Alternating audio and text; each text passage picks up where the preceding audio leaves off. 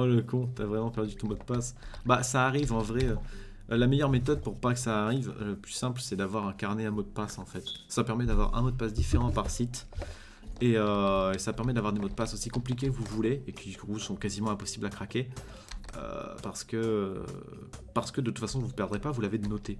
Après évidemment c'est pas le genre de carnet qu'il faut laisser traîner quand vous êtes en coloc ou ce genre de choses parce que bon on a vite fait de vous le voler ou quand vous recevez des invités ou quoi.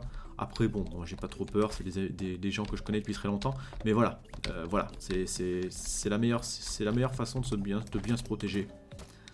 Parce que le VPN c'est du n'importe quoi, c'est pas vraiment une protection. Pardon hein, si parmi vous il y a des gens qui ont un VPN de vous dévoiler le poteau rose, mais en vrai ça sert à rien.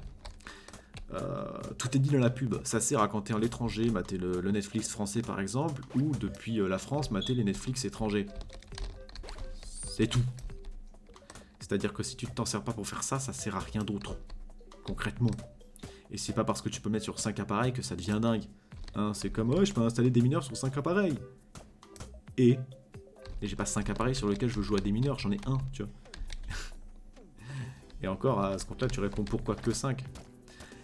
C'est juste que c'est un effet de mode. Et puis, soi-disant que ça vous protège. Ça vous protège de que dalle. Ça fait que toutes vos données, elles passent par une entreprise, en fait.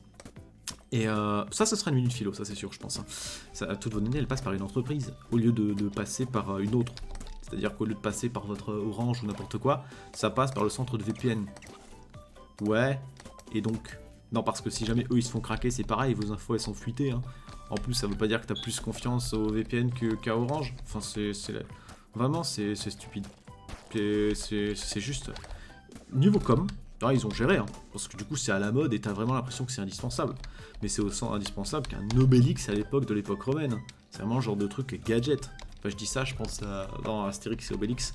Avec...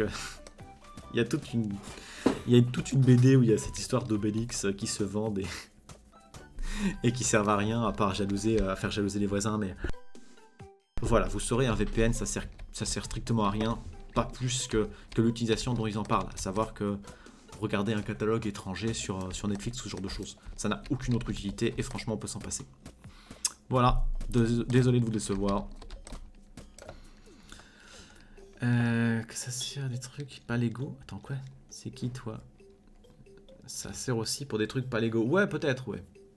Note ton mot de passe en MP au pire, mais ça va pas, non. Ça protège des Wi-Fi publics, comme dans les cafés. Oui, mais de nos jours, qui se sert encore des Wi-Fi publics? C'est hyper spécifique comme situation. Voilà, en fait, c'est ça, le VPN, ça te sert pour des situations ultra spécifiques.